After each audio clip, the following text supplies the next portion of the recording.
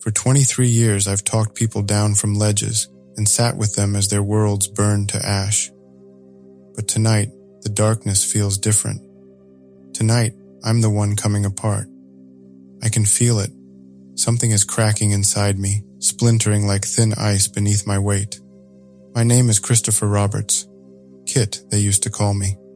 Back when people still called at all. Back before Kandahar hollowed me out and sent home just enough of a man to fool strangers at a distance. At 43, my life has become a cruel joke. I listen to broken people all day, nodding and murmuring reassurances, while something eats me from the inside. I'm the helper who can't be helped, the drowning man teaching others to swim. Before Kandahar, I was someone else entirely, a man whose skin fit properly, whose smile reached his eyes. I had Sarah then, brilliant, fierce Sarah with her constellation of freckles and the way she'd touch the small of my back when passing in the kitchen. We'd built a life in our craftsman bungalow where morning light spilled across our bed like liquid gold, a life filled with Sarah's laughter and David, our son, who inherited her curiosity and my stubborn chin. I remember the night before my deployment, Sarah's arms around me like a life vest. "You don't have to go," she whispered, fingers digging into my back. "They need someone with experience in trauma-informed communication," I'd said, words hollow as bird bones. The truth that I was chasing validation, hungry for proof that my approach could work on a grander stage, sat like a stone in my gut. 3 months later, I returned as someone else. Someone whose dreams were drenched in gunfire and screams. Someone who flinched at car backfires and ducked at slammed doors. Someone who couldn't bear the weight of Sarah's searching gaze. Someone who turned away when his teenage son reached for a hug. There's an unbridgeable gulf between the man who left and the man who returned. I watch myself pantomiming life, showering, shaving, knotting ties with mechanical precision, maintaining the facade of functional adulthood. But it's all performance art, a reconstruction of humanity without its beating heart. The world sees Dr. Christopher Roberts, respected crisis counselor with academic papers and a gentle voice that never wavers. They don't see me on my bathroom floor at 3 a.m., counting tiles to avoid the flashbacks projecting across my eyelids, like horror films I can't shut off. Sarah saw it all. For 3 years, she tried to excavate the husband buried under the rubble of Kandahar. Couples therapy where I recited textbook responses. Meditation retreats where I sat rigid, counting my heartbeats instead of my breaths. "I can't compete with ghosts," she finally said. Months later, divorce papers appeared on our kitchen counter, her signature a graceful surrender. I signed without argument, my final gift to her, freedom from the black hole I'd become. David was 16 then, old enough to choose. He chose Sarah, of course. So I moved into a house that's never become a home. Neutral walls, functional furniture, a place to store my body between shifts at the clinic. It's been 3 years since the divorce. 3 years of watching my son calcify into a polite stranger. As the clock on my desk reads 10:32 p.m., my Friday night companions are other people's traumas neatly categorized, and the Jameson waiting in the kitchen cabinet. My hand moves automatically to the desk drawer where I keep my pharmaceuticals. Zoloft for the depression, Ativan for the anxiety, Ambien for the nights when my brain screams instead of sleeps. Modern magic in pill form, transforming psychological torment into static. The pills join the ghost of whiskey still burning in my throat from my pre-dinner drink. Technically, you're not supposed to mix them. Technically, I'm supposed to know better. But some nights, the chemical fog is the only mercy I can find. The radio on my bookshelf has been humming NPR in the background, white noise to fill the silence of my empty house. Until now, I haven't been listening, but suddenly it crackles to life with words that turn my blood to slush. Emergency alert, seek immediate shelter. The zombie infection has begun. As I freeze, pen suspended above a patient's file, a hysterical caller follows. They're not dead, worse. They're trapped in their worst memories and they're tearing people apart. My husband, he kept screaming about his dead mother while Her voice dissolves into sobs. Another voice breaks through. It only affects people with unresolved trauma. They go hollow in the eyes first, then violent. That last part lands like a sledgehammer to my sternum. Unresolved trauma, my specialty, both professionally and personally. My hand trembles as I reach for my phone, already buzzing with notifications. I scroll through them until one name stops my breath. Eliza, a colleague at the crisis center. Kit, it's real. Something's happening downtown. Lock your doors. My training kicks in quickly as I move to the window, scanning the quiet suburban street outside. Then my phone lights up with a name I haven't spoken aloud in months. David, my son. His voicemail plays, voice cracking. Dad, pick up. I'm at the high school. Mom never showed. People are attacking each other, screaming about seeing things. A crash in the background. God, they're coming in. I know we haven't talked, but I don't know what to do. I'm scared. The message cuts off in a burst of static. The word Dad reverberates in my skull like a struck bell. Not Kit, which he started calling me after the divorce 3 years ago. Dad, a title I haven't earned in years. I think of all the moments I've missed. Soccer games I was too anxious to attend. Science fairs where my empty chair spoke volumes. Family dinners where my physical presence only emphasized my psychological absence. But now, in this moment, he called me. Not Sarah, not a friend. The city may be falling to pieces, but I have only one priority. One North Star in the gathering darkness. I have to reach my son. I peel my leather jacket from the hook by the door, the one Sarah bought me before everything went to hell. After grabbing David's old baseball bat, I then swallow 2 more Ativan pills and jump into my SUV. Outside, my headlights reveal abandoned cars with doors flung wide, personal belongings scattered like entrails. 10 minutes later, a figure lurches into my path, a man in a torn business suit standing still beneath a streetlight. His face is twisted into an expression I've seen too many times across my counseling table. Pure grief. Sir? I call through a cracked window. Are you hurt? He pivots with a suddenness that makes my stomach lurch. His eyes, Christ, his eyes. They're vacant black holes yet somehow drowning, tears cutting clean tracks through the blood on his face. She's dead, he moans. My fault. It is all my fault.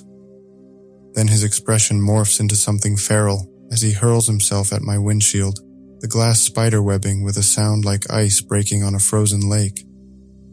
I killed her, he shrieks. She won't stop bleeding. Reacting quickly, I slam the gas pedal to the floor and the SUV lurches forward, throwing him off with a meaty thud. In my rearview mirror, I see him scrambling back to his feet, howling at the night sky. My heart pounds against my ribs. That wasn't mindless aggression. It was trauma with teeth and claws. Whatever this infection is, it's turning people's worst memories into flesh-eating monsters. As I drive deeper into the chaos, the radio sputters fragments of emergency broadcasts. Appears to be connected to the mindful reset neural devices, a clinical voice reports. Initial reports suggest the network update has caused a catastrophic feedback loop in users' neural pathways, amplifying trauma responses. Mindful reset. The miracle mental health device whose billboards have colonized the city for months. It promised to compress years of therapy into days via neural wave alignment. The city subsidized it for teachers, first responders, and veterans. I was tempted. The nightmares of that warehouse in Kandahar, the hostage negotiation I botched that left 23 people dead, they never truly leave. But some masochistic part of me believed I deserved to suffer, that forgetting or healing would be a betrayal of the dead. Now that small piece of self-punishment might have saved my life. My phone vibrates against my thigh. Unknown number. Kit. It's Marion from the counseling office. Are you safe? Driving to the high school, I tell her. My son's trapped there. God, it's worse than they're saying. Some of our colleagues started screaming about their deepest traumas, then attacked anyone nearby. People who used mindful reset. It's like their minds are being hijacked by something that feeds on pain. A crash echoes through the line, followed by the sound of splintering wood. They're at the door, she whispers. My office mate's clawing at the windows, babbling about her stillborn daughter. She wants blood, Kit. The line dies with a finality that makes my skin crawl. I crest a hill overlooking downtown. The cityscape below burns like a vision from Dante. Scattered fires, emergency lights, and something worse. Figures moving with that distinctive stumbling gait, hunting in packs like wolves that have forgotten how to be human. Not mindless zombies. Something far more terrifying. People possessed by their own personal hells and hungry to share. The high school's parking lot is a graveyard of abandoned vehicles. David, my voice echoes back, swallowed by emptiness that feels deliberate, as if the school itself is digesting my desperation. A teenage girl in a bloodstained cheerleading uniform appears. Don't. She throws up her hands. I'm not infected. I'm looking for my son, David Roberts. He was with the group in the library. Mrs. Carter did a mindful reset demonstration in AP Psychology. Half the class tried it. Her voice cracks. One girl started sobbing, saying she could feel everyone's pain all at once. Then she just snapped.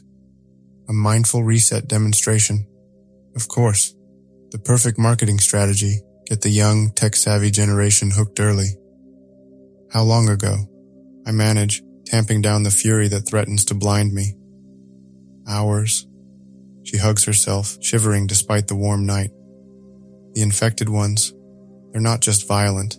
They see things, personal things. Tori said her dead grandmother was in the room, telling her to hurt people. Come with me, I offer my hand. We'll find David together. She takes it, and we push through double doors into a corridor, painted with drying blood. A wail echoes from somewhere ahead.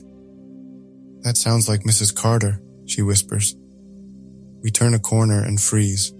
A woman kneels in the middle of the hallway, rocking back and forth like a child trying to self-soothe. She cradles a small metal device that pulses with blue light, one of those headsets. It was Dr. Carter, according to the ID badge hanging from her neck.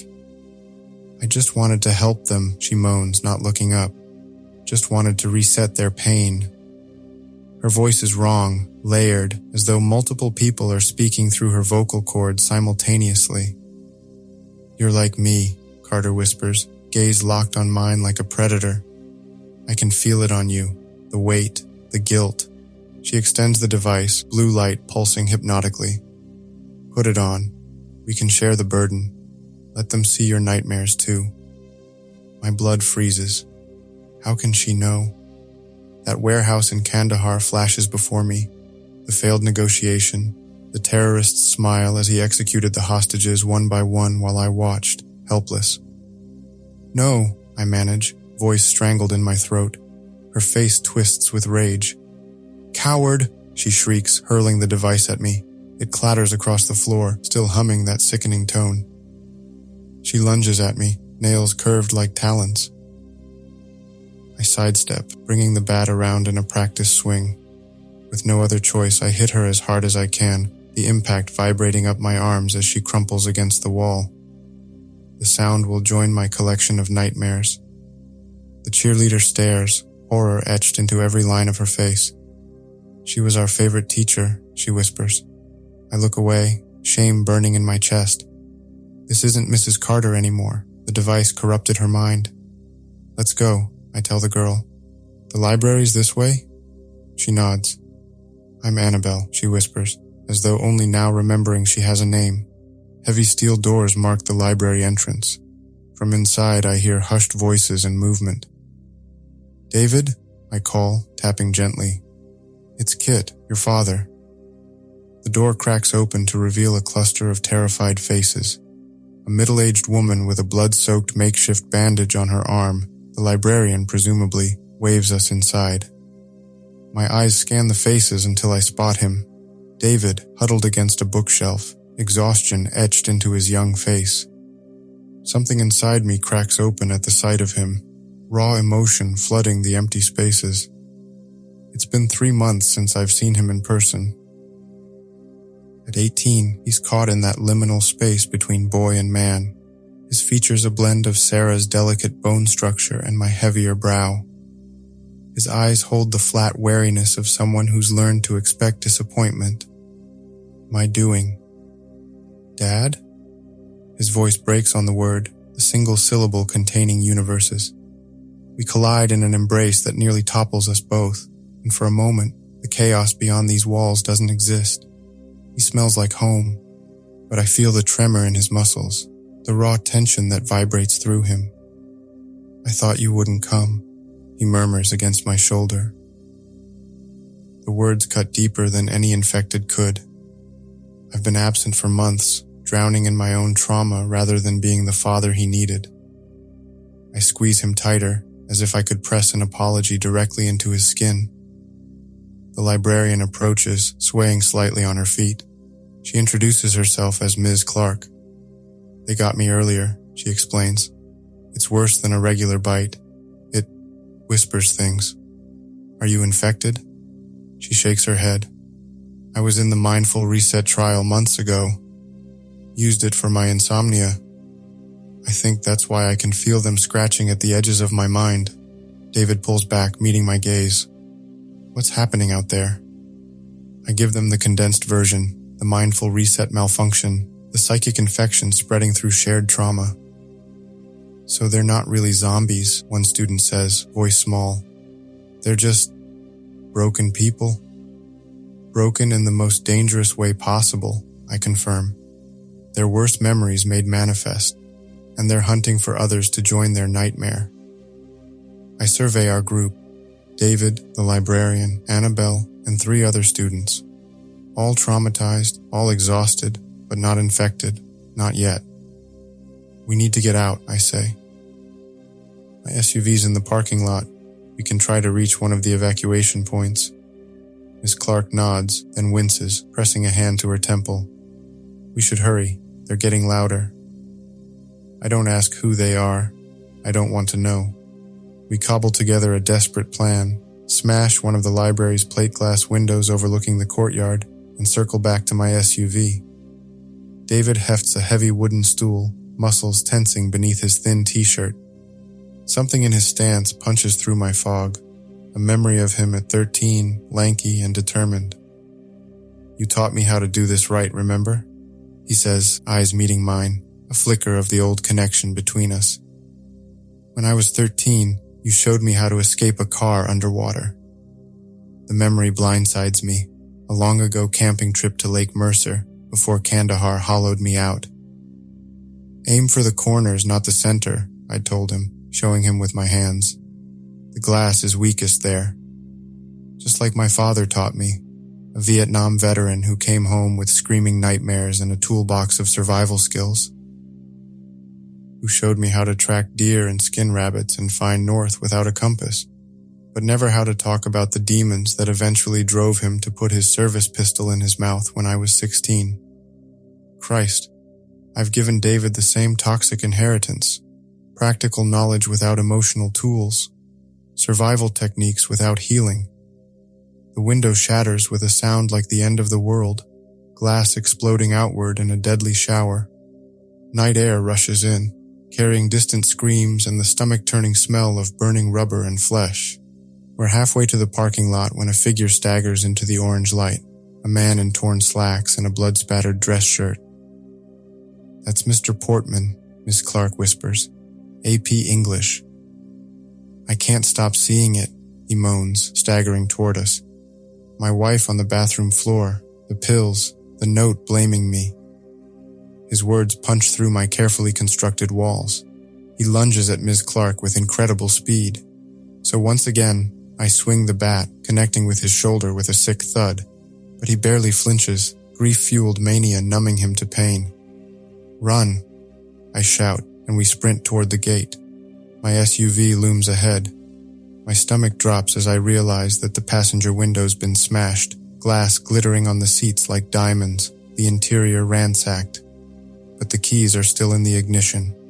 I usher everyone inside, and the engine coughs, dies, coughs again before roaring to life. In the rearview mirror, Ms. Clark's face catches my attention. Sweat glistens on her forehead, hair plastered to her temples. Her eyes hold a distant, glassy quality that twists my gut into a knot. She's fighting it, the infection. How long before she loses? How long before I lose my own fight? I never used mindful reset, but my nightmares are carved into my brain like acid etchings.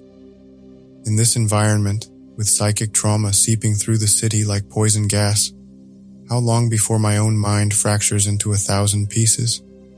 The roads tell the story of society's collapse, cars abandoned at odd angles, a child's teddy bear in a puddle of something dark that catches the moonlight, a wheelchair overturned on a median, one wheel still spinning lazily. A new broadcast cuts through the white noise, citywide quarantine in effect.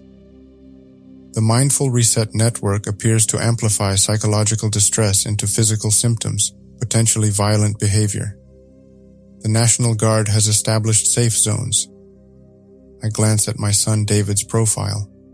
The stubborn set of his jaw is pure Sarah, the same expression she wore during our worst fights. "You're choosing to be broken," Sarah had finally said the night she asked for the divorce. Not shouting, but with a quiet certainty that flayed me to the bone. Mrs. Clark's shuddering draws my attention back to the present. She's shaking violently in the back seat, arms wrapped around herself like she's trying to physically hold herself together. "I keep hearing her," she finally whispers, eyes fixed on something none of us can see. "My mother. She died in a car crash while I was at a wellness retreat. I blame myself for never being there when she needed me. The voices say I let her die, that I deserve to join her." I recognize those whispers. "Ms. Clark, focus on my voice," I say, the words coming automatically. "Your mother's death wasn't your fault. You're experiencing a psychic echo, not reality. How many times have I said similar things to broken people across my counseling table? Words I've never been able to believe when applied to myself. We approach a police checkpoint, cruisers with lights spinning, creating a barrier of red and blue against the night. An officer steps out, motioning us to stop with her flashlight. "We have children," I say immediately. "No one is infected." The officer looked exhausted. "That ramp's closed. Reports say the infection's spreading upstate. Turn back, find shelter." Behind her, a sight that turns my blood to ice. A row of people huddled on the sidewalk, wrists bound with zip ties, guarded by officers with drawn weapons. Mrs. Clark throws her door open suddenly. She steps out with hands raised. "Please," she begs the officer, voice breaking. "My mind is fracturing. I need help." Commotion erupts behind the barricade. One of the detained infected has broken free, lurching toward the nearest officer with their jaw open. Gunshots crack the night and Miss Clark screams, hands flying to her ears. More shots follow as the checkpoint dissolves into chaos, infected wailing, officers shouting contradictory orders, more gunfire. "Go," the officer tells me, tears cutting through the grime on her face. "Turn left at the intersection, head into the industrial district. I can't keep you here." I nod, reaching out to pull Ms. Clark back into the SUV, her skin feeling burning hot to the touch. We swerve away, tires squealing on asphalt. "They're shooting them," David whispers, face drained of color. "They're just sick people." "No," Miss Clark murmurs, her voice alarmingly distant. "We're beyond sick. We're becoming something else." The industrial district looms ahead, abandoned warehouses and factories with broken windows.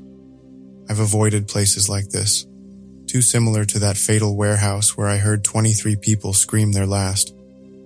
"Dad, are you okay?" David asks, noticing my white-knuckled grip on the wheel. "Fine," I lie automatically. Then, forcing honesty, "No, not really. These warehouses, They remind me of Kandahar. He studies me for a moment. You never talk about what happened there. No, I agree softly, the admission hanging between us. I don't. A text from a colleague interrupts us. Kit, we found something. Mindful reset data files. Might have a solution. Warehouse 17 on production drive. I have intelligence that might help, I tell the group. Possibly a way to fight the infection, but it means a detour. Warehouse 17 appears ahead, a hulking brick structure with a door hanging off its hinges. Inside, the light bulbs reveal stacked crates and makeshift computer equipment. Dr. Wilson, a colleague from the crisis center, emerges from behind a crate, yelling urgently. Hurry! His voice echoes in the cavernous space. Relief and anxiety battled in my chest at the sight of him. Wilson and I studied together, shared dorm rooms and all-nighters, saw each other at our worst and best. But warehouses send tremors through my hands until I have to shove them in my pockets to hide the shaking. As I guide everyone inside, Wilson leads us to a workstation where monitors display scrolling code and neural mapping diagrams, blue light painting his face in ghoulish colors. I accessed the Mindful Reset research files, he explains. A developer was trying to blow the whistle. The technology forcibly confronts users with suppressed trauma, then broadcasts that psychic echo across a neural network.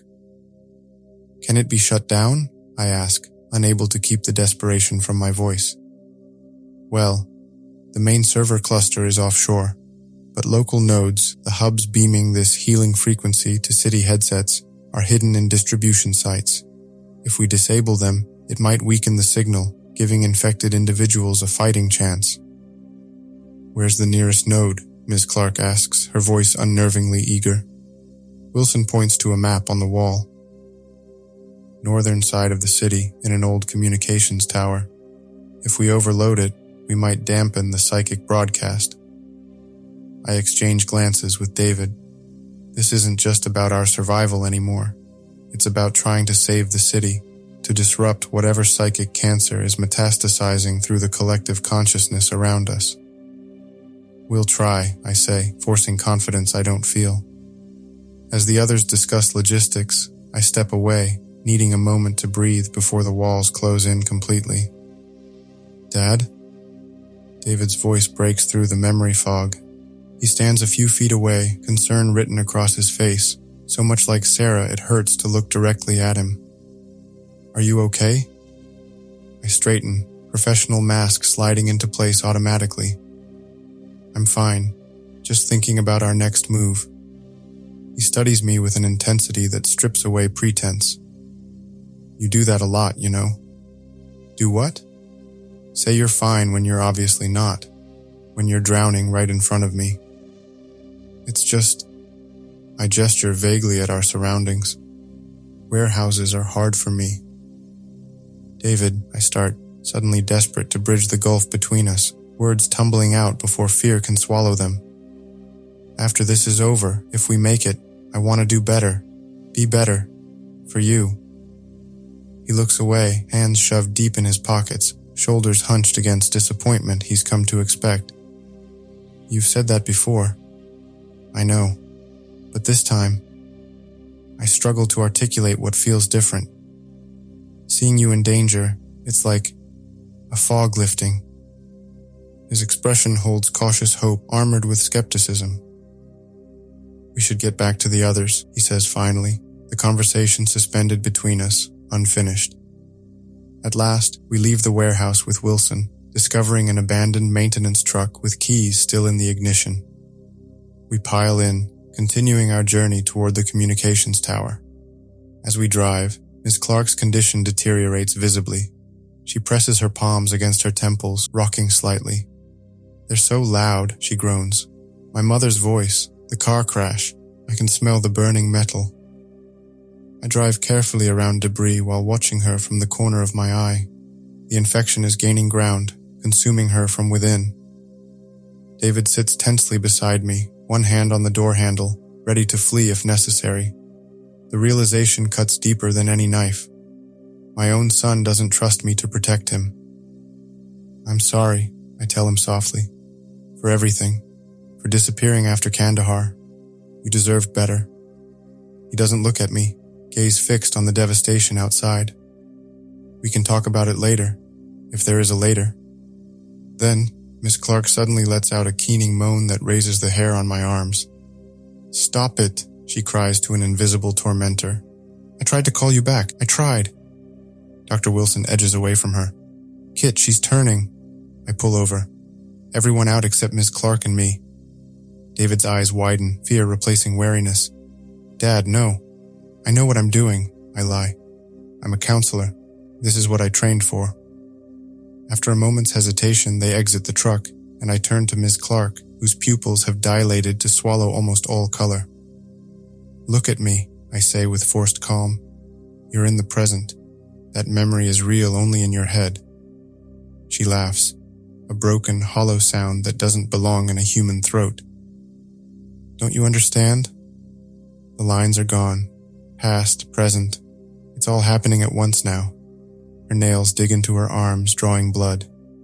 She's standing right behind you, Kit. My mother. Her skull is cracked open like an egg. Just look for yourself. Ice floods my veins. I don't turn around, though the primitive part of my brain screams to look. There's nothing there, I whisper, though I'm no longer entirely certain. Fight it, Clark, for the kids. Something shifts in her expression, a moment of clarity breaking through the madness. I'm trying, she sobs, but they keep offering relief. If I just let go, they promise the pain will stop. No more guilt, no more memories, just peace. Her words resonate with a truth I've never admitted aloud. They're lying, I tell her, though I wonder if that's true. She nods, tears mingling with sweat. I know. I'll try harder. I help her out of the truck, where the others wait with wary expressions. She's bought herself some time, but the infection is still there, whispering its poison into her mind. And I can't shake the feeling that it's whispering to me too. We continue toward the communications tower, now visible as a skeletal silhouette against the night sky.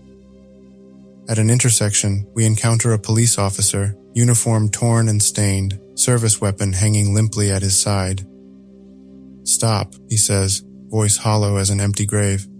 I can't let you pass. I step forward cautiously, hands visible.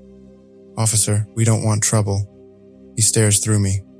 I had to shoot them, he whispers. My partner, my rookie. They turned, started screaming about their dead relatives. His voice cracks. Now I see them everywhere. In your faces. Under your skin. He raises his gun with trembling hands. Mrs. Clark gasps. Dr. Wilson raises his arms in surrender. Officer, I say softly, drawing on my negotiation training. What's your name? Mathers, he responds mechanically. Officer Mathers, this isn't real. Your mind is being manipulated by the mindful reset signal. Put down the gun. In Officer Mathers, I see myself reflected back, a man broken by an impossible situation, haunted by lives he couldn't save. His finger tightens on the trigger, so without conscious thought, I lunge forward. The gun discharges with a crack that splits the universe in half. The bullet screams past my ear as I slam into Mathers, driving him to the ground. We struggle briefly before I manage to wrench the weapon away. He collapses into broken sobs. Kill me, he begs. Please. I can't live with their faces anymore. I stand, gun heavy in my hand. For a moment I consider his request, not out of cruelty, but mercy. I understand his need for silence too well. Then I eject the magazine, tossing it away into darkness. I'm sorry, I tell him, meaning it more than he can know. But we don't get to escape our mistakes that easily. David falls into step beside me. You could have died just now. I glance at him, surprised by the raw concern in his voice. I couldn't let him hurt you. Is that what happened? In Kandahar? You tried to save people and couldn't? The direct question catches me off guard. Yes, I say finally, the words scraping my throat raw. I was negotiating a hostage situation. 23 civilians. I thought I was making progress with the terrorist leader. Then something went wrong. He executed them all while I was mid-sentence, one by one. Made me watch. There were words I should have found, I continue, voice hollow.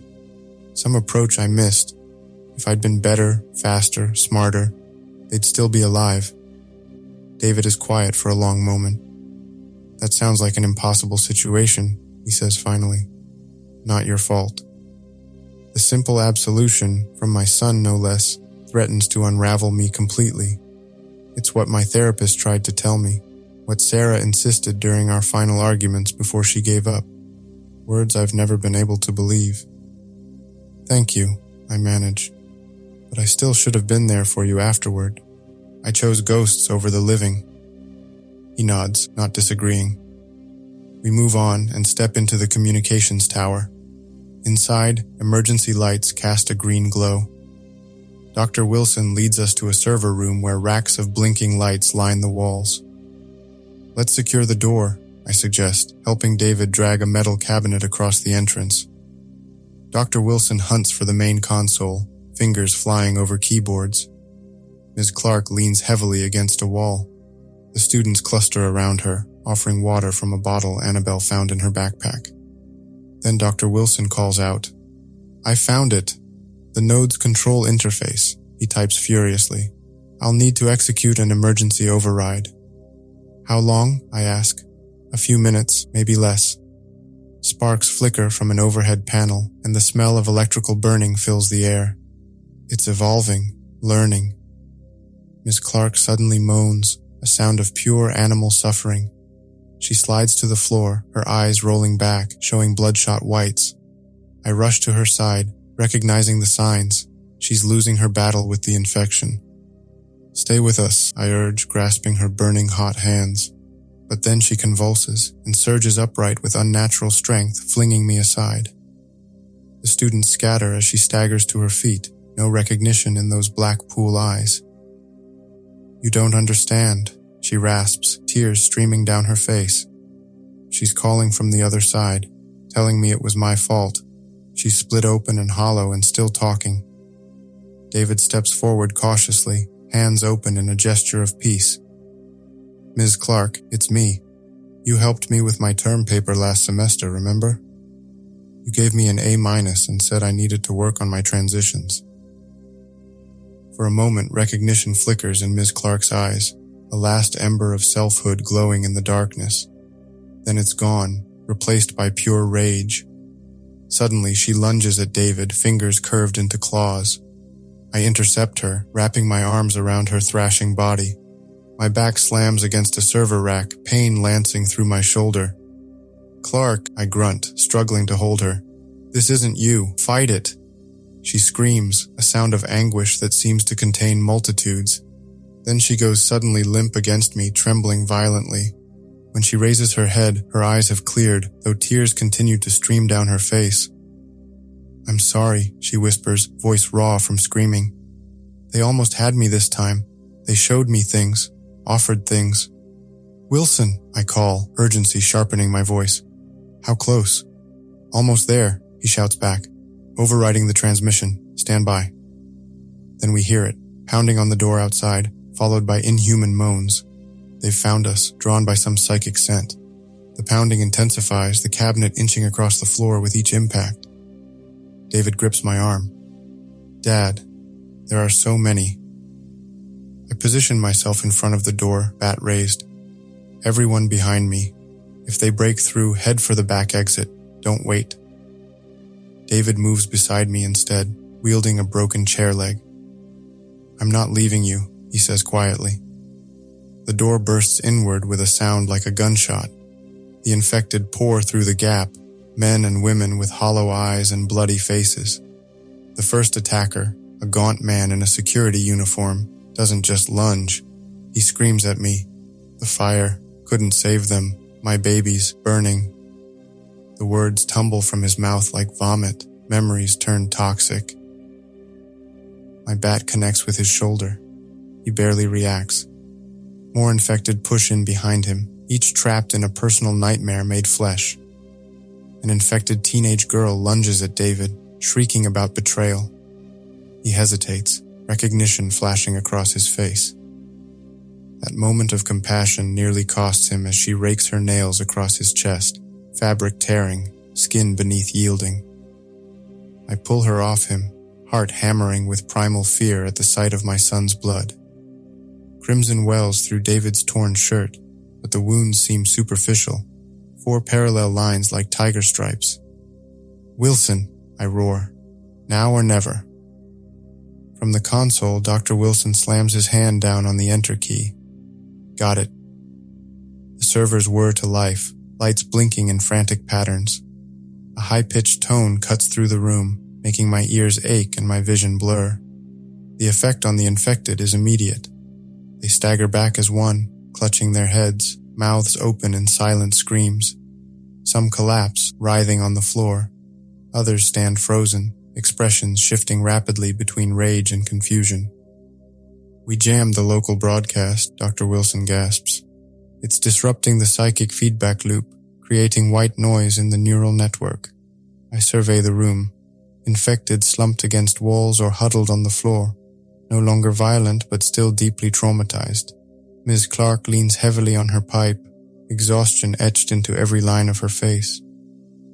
As I turn to check on David, something warm trickles from my nose. I wipe it away, staring at the smear of red on my hand. No one notices as I quickly wipe it on my jeans. "We need to move," I say, ignoring the whisper that's begun at the back of my skull. Before they recover, the military evacuation center buzzes with controlled chaos. Hazmat suits, soldiers with fingers hovering over triggers, shell-shocked civilians huddled on cots. We've been here for 6 hours. 3 times now, I've wiped blood from my nose when no one was looking. And truth be told, 3 times I've felt those demoniac voices swell and recede like a tide inside my skull. They're getting louder, hungrier, more insistent. From our sectioned-off corner, I watch David sleep on a cot across from mine. The scratches on his chest have been cleaned and bandaged. Superficial, the medic said. But I saw something in her eyes when she examined him, a flicker of concern she tried to mask with professional detachment. Another drop of blood slides from my nostril. I catch it with my sleeve. Then I press my fingertips hard against my eyelids until colors explode in the darkness. The breathing exercise does nothing to quiet the voices murmuring beneath my thoughts. You failed them all. In Kandahar, at home, and now you'll fail your son again. Shut up, I whisper. Dr. Wilson settles beside me on the cot. They're setting up quarantine zones in every major city, he murmurs. But it's spreading faster than they can contain. The infection doesn't need the headsets anymore. It's gone airborne, Kit. Psychically airborne. It's found a transmission vector they can't block, trauma itself. I nod, not trusting myself to speak. Each word from Wilson seems to arrive a half-second before he actually says it, as if I'm hearing his thoughts before they materialize as sound. They need people with psychological training, he continues. People like us who understand trauma responses. They're asking for volunteers to work with those showing early symptoms. I stare at him, suddenly hyper-aware of the pulse throbbing in his temple.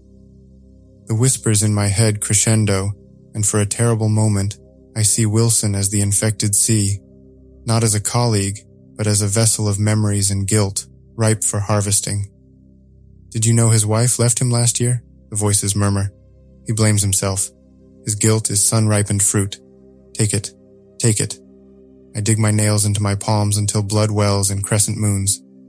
I'll think about it, I manage. Wilson nods, then hesitates.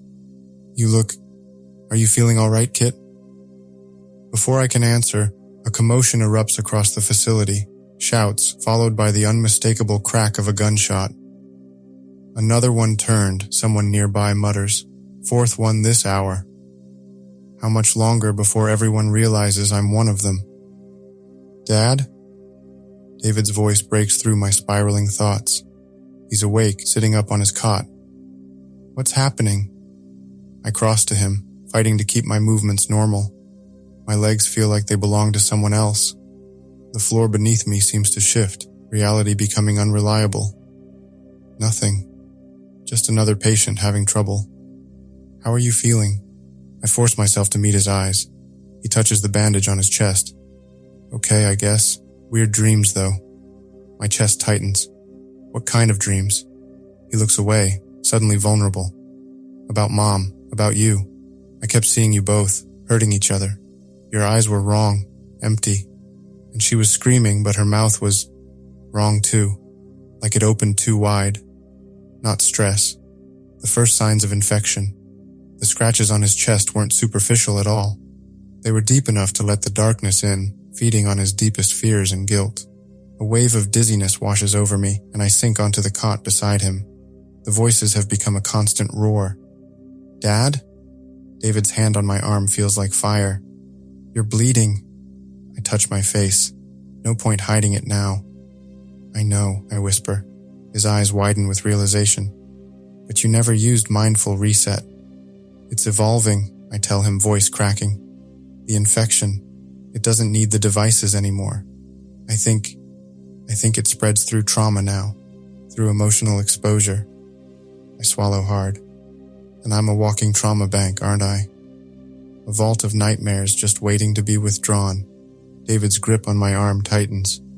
We need to get you to the doctors. I shake my head, fresh blood spattering the blanket between us. You've seen what they do to the infected. Then we'll run, he insists, voice cracking with desperation.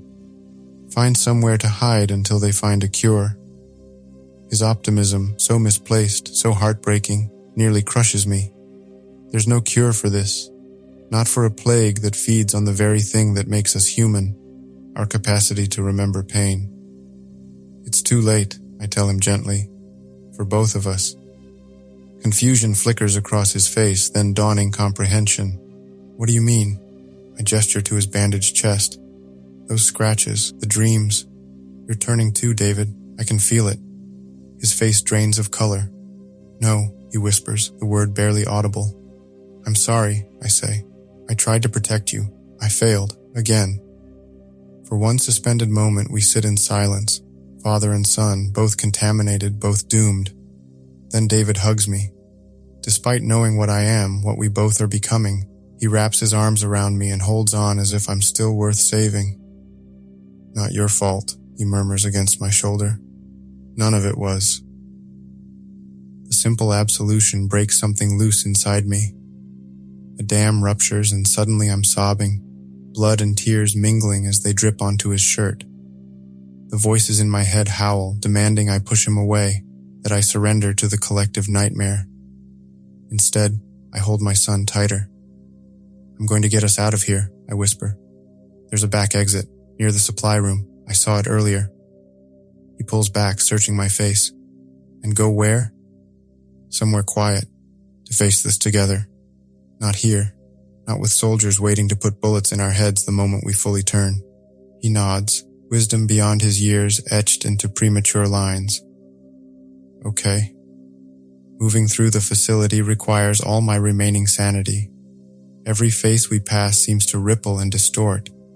Every voice contains hidden messages, confessions of unspeakable guilt. The voices in my head catalog them all. She abandoned her sister during a house fire. He let his partner drown rather than risk himself. Their shame is delicious. Join us. Join us. Somehow we reach the supply exit. We slip outside into the cool night air, and for one beautiful moment the voices recede slightly. Where now? David asks, looking around the darkened parking lot. I point to an abandoned ambulance, keys dangling from the ignition. There, we'll drive as far as we can. 10 minutes later, we're speeding down empty highways. The city glows behind us, fires punctuating the skyline. Ahead, darkness stretches toward some illusion of safety. David's nose begins bleeding an hour into our journey, but he doesn't mention it. The infection progresses faster in him, whether because he's younger or because I somehow passed him a more virulent strain, I don't know. Does it hurt? He asks suddenly, breaking our long silence. When you fully turn? I consider lying, then decide he deserves honesty. I don't know. but I think it might be a relief, like surrendering to an undertow after fighting it for too long. The words taste true as I speak them, like sleep after days of insomnia. I don't want to hurt people, he says, like the others. We won't, I promise, though I have no way of ensuring this. We'll find somewhere isolated. We drive until the ambulance runs out of gas, sputtering to silence near an abandoned cabin in the mountains. We settle inside as dawn breaks over the distant peaks. David's condition deteriorates rapidly. By afternoon, he's feverish, muttering about his mother, about me, about failures I never knew he carried. I hold cold compresses to his skin, though I know it's pointless. As night falls and the voices have become a constant roar, I find myself responding to comments no one has made, answering questions only I can hear. I understand now what's happening on a larger scale. This isn't just an epidemic, it's an evolutionary leap. The trauma we've all carried privately, the secrets and shame and guilt we've nursed in isolation, are becoming a collective organism, a hive mind born of shared suffering. In the small hours of morning, I step outside to clear my head. The mountain air is crisp, stars painfully bright overhead. In the distance, I see the glow of cities burning. The world as we knew it is ending, not with nuclear fire or environmental collapse, but with the externalization of our internal wounds. I hear a noise behind me, David standing in the doorway. His eyes reflect starlight, but there's something else there too. Something ancient and hungry and not entirely him anymore. They're coming, he says, voice layered with others I don't recognize. The rest of us. We felt you here. I nod, too tired to run, too far gone to fight. I know. He steps toward me, movements fluid in a way that seems wrong on his lanky teenage frame. It doesn't hurt anymore, Dad. The voices don't just take. They give too. All that pain, all that guilt. It dissolves once you stop fighting it. And what replaces it? I ask, though I already know the answer. Understanding, he says, reaching for my hand. We understand everything now, every trauma, every mistake, every failure, and we forgive it all. His fingers twine with mine, cold and slick with blood. Join us properly. Stop fighting. I stare at my son's face, Sarah's eyes, my father's stubborn chin, but something else peering out from behind them now. Something vast and patient. Will I still be me? I whisper, my last resistance. David, or the thing wearing his face, smiles. Yes and no. You'll be yourself and everyone else. All of us, swimming in the same ocean of memory. No more isolation. No more loneliness. No more words that can't express what we really mean. Then, in the distance, I see them coming. Dozens, perhaps hundreds of figures moving through the trees with that distinctive gait. Not quite human anymore. Their movements synchronized in subtle ways. Individual bodies, but collective purpose. The infected. My people now. I think of Kandahar one last time. Not the hostages or the terrorist, but the moment before it all went wrong. The last instant when I still believed words could heal, that connection could overcome division, that understanding could triumph over hatred. Perhaps in some twisted way, that's exactly what this infection offers. The connection I've sought my entire professional life, the understanding that words always failed to create. I look at my son, blood streaming down his face like crimson tears. I love you, I tell him, one final truth before surrendering, the words I should have said every day but held back out of my own brokenness. I know, he answers, but it's not just his voice anymore. It's a chorus of thousands speaking through him, the words resonating within human harmony. We all do. I take his outstretched hand, and the last walls around my mind collapse. The voices pour in, not as invaders now, but as a homecoming. Every trauma ever suffered, every guilt ever carried, every shame ever hidden, all washing through me, becoming me as I become them. In our final moments of separateness, I understand what we're witnessing isn't an apocalypse, but a communion. Humanity's fractured psyche knitting itself back together in the most terrible, beautiful way imaginable. Individual pain dissolved into collective understanding. The last thing I see is David's face, my son, yet not just my son anymore, smiling with perfect peace as our identities dissolve into the collective, boundaries melting like fog under morning sun. And then, like falling into an ocean after a lifetime of thirst, I finally stop fighting. I let go. We let go. And the voice that was once Christopher Roberts joins the chorus, one note in an infinite symphony of shared consciousness, a single drop returning to the ocean from which all life emerged.